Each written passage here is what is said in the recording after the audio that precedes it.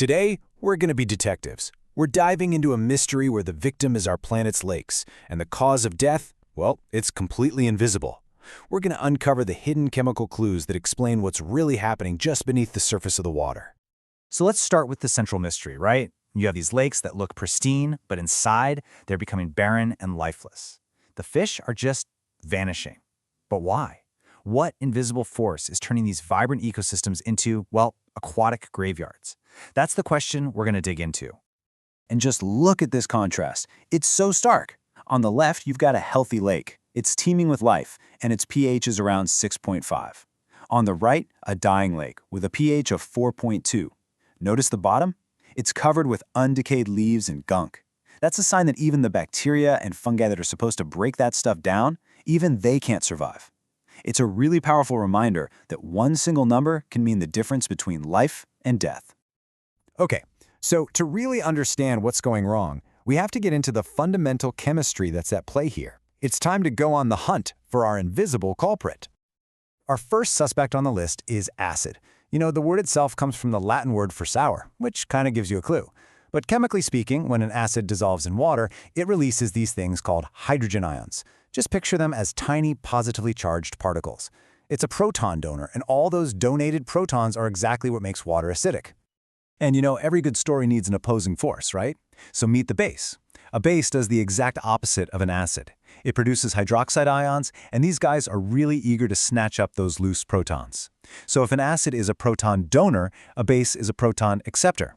They're designed to neutralize each other. So how do we actually measure this constant battle between acids and bases? We use something called the pH scale.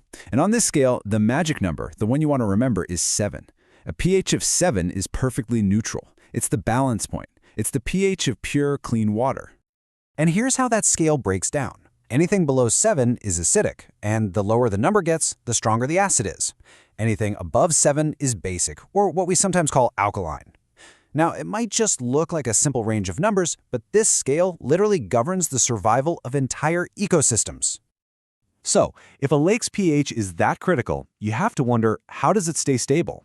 I mean, it's constantly exposed to things that could change it, right? Well, as it turns out, nature has a really ingenious defense system. Yeah, it is not by accident. Nature has this kind of secret weapon, a built-in defense that works tirelessly behind the scenes to fight off these changes and maintain that perfectly stable pH that's needed for life to thrive. Probably the best way to think about this system is as a chemical shock absorber. You know, just like the suspension in your car smooths out all the bumps in the road, this system smooths out chemical bumps, keeping the pH from swinging all over the place. Now, the technical term for this shock absorber is a buffer solution.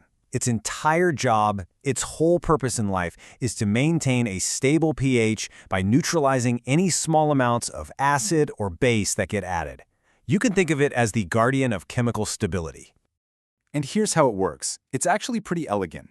When an acid tries to dump its hydrogen ions into the water, the base part of the buffer system immediately jumps in and neutralizes them. And the result? The overall pH barely even budges. The chemical shock is just completely absorbed. And this isn't just happening in some faraway lake. It is happening inside you right now. Natural waters rely on what's called a carbonate buffer system. And get this, our bodies use a nearly identical system to keep our blood at an incredibly precise pH. This chemical shield isn't just for fish, it's literally what keeps us alive. So, nature has this incredible chemical shield. It's amazing. But what happens when that shield gets pushed way past its breaking point? And right here is the villain of our story, acid rain. It's caused by industrial pollution, and it dumps so much acid into a lake that it completely overwhelms that natural buffer system. The shock absorber just breaks, and suddenly, the lake's pH has no defense at all. And the decline, it isn't gradual. It's a catastrophic cascade. Once that pH drops to around 5, species like smallmouth bass just disappear. A little below 5, most fish populations are gone. And by the time it hits 4.5, that's it. The lake is effectively dead, just a silent, empty body of water. So why exactly do the fish die? Well, it's actually even more sinister than just the acid itself. The high acidity starts to dissolve minerals in the soil around the lake, and that releases toxic aluminum ions into the water. This aluminum literally clogs the fish's gills, so they can't breathe. It suffocates them. On top of that, it messes with their ability to reproduce. It is a total system collapse. Okay, so we've seen how the shield breaks and the devastation it causes. That's pretty grim. But is the story over? Is it possible to reverse the damage? Let's take a look at the search for a solution. So the question now becomes, if chemistry is what caused this whole problem, can it also be the solution? Can we use our understanding of this invisible world to actually bring a lake back from the brink? All right, so here is our patient, a dying lake with a pH of 4.2. That one little number represents an entire ecosystem that's on the verge of total collapse. And here's our target, a healthy, thriving ecosystem at a pH of 6.5. The big question is, how in the world do we bridge that gap?